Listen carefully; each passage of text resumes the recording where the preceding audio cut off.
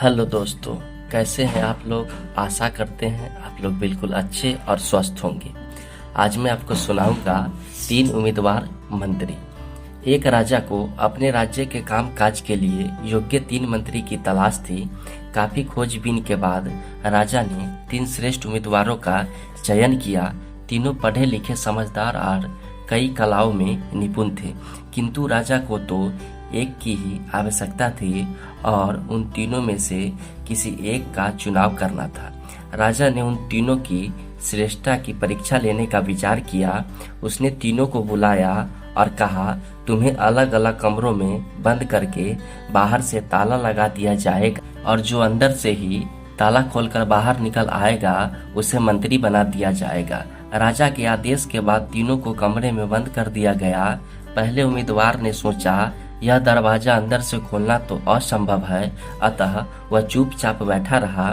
दूसरा उम्मीदवार अपनी जगह से उठा, दरवाजे तक गया, कुछ पल दरवाजे को देखा, फिर वापस अपनी जगह आकर बैठ गया और मन ही मन बोला, पता नहीं राजा ने यह कैसी शर्त रखी है, बाहर से बंद दरवाजा अंदर से कहीं खुलता है भला। तीसरा उम्मीदवार भी अपने कमरे में बैठा बैठा सोचने लगा, राजा ने ऐसी अजीब शर्त रखी है तो इसमें जरूर कोई राज होगा। अतः वो अपनी जगह से उठा और दरवाजे के पास जाकर दरवाजे को धकेला तो वह खुल गया और वह बाहर आ गया। वास्तव में राजा ने तीनों कमरे के दरवाजे बंद किए ही नहीं थे। 2 उम्मीदवार तो यही सोचकर कि दरवाजे पर ताला लगा हुआ है यूं ही बैठे रहे, जबकि तीसरे ने दरवाजे को खोलने की कोशिश की तो वह खुल गया।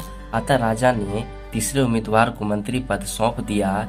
इस तरह अपनी समझदारी से तीसरे उम्मीदवार ने मंत्री पद पा लिया। तो दोस्तों, किसी जिम्मेदार व्यक्ति की कोई बात अटपटी लगे तो उस पर विचार अवश्य करना चाहिए कि ऐसा क्यों है, इसी में समझदारी है। वैसी भी शर्त कैसी भी क्यों न हो, उसे पूरा करने का प्रयास करना चाहिए। हाथ पर हाथ धरकर सोचते रहने से कुछ भी नहीं होगा, कुछ करने पर ही कुछ मिलता है। धन्यवाद दोस्तों, और ऐसी ही कहानी सुनने के लिए हमारे चैनल को सब्सक्राइब करें दोस्तों। धन्यवाद।